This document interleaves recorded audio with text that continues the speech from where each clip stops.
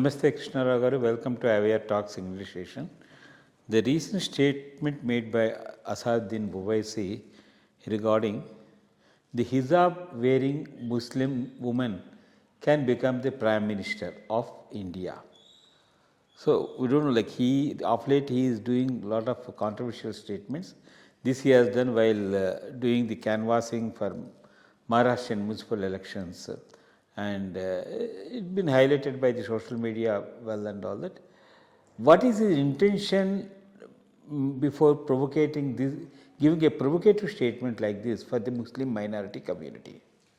There is absolutely no bar from anyone becoming the Prime Minister of India, including a hijab wearing Muslim woman. That's what our constitution gives the right. Anybody can become the Prime Minister as long as he has the confidence of the majority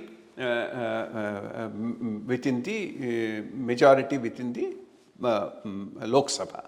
But the more important point is, if a Muslim woman comes to a stature where she can become the Prime Minister of India, maybe she may not have that type of a very conservative approach where you only insist on wearing a hijab, because to become the Prime Minister of India, you also need the support of the majority. When will the support of the majority come? The support of the majority will only come when you are a minority with a liberal, forward-looking bent of mind, not if you are a fundamentalist, backward-looking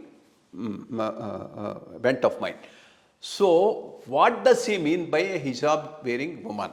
If for him hijab represents fundamentalism, if hijab represents extremism, if hijab represents backwardness, maybe she may not really become the Prime Minister of India. But even with hijab, she has a forward-looking mentality, progressive, outward-looking. Yes, why not?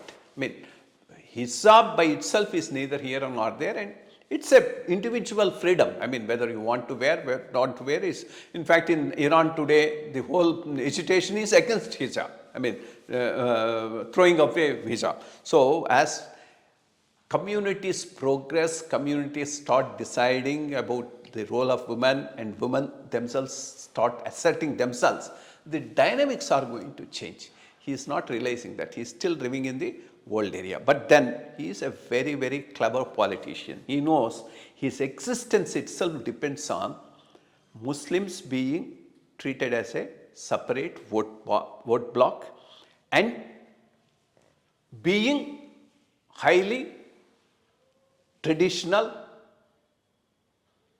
religious bound. Then only he can have that vote bank, not something which is development oriented, forward looking.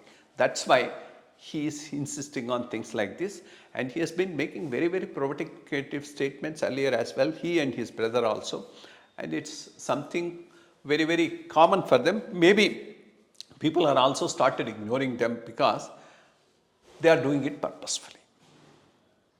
Thank you, sir. Thank you for the input.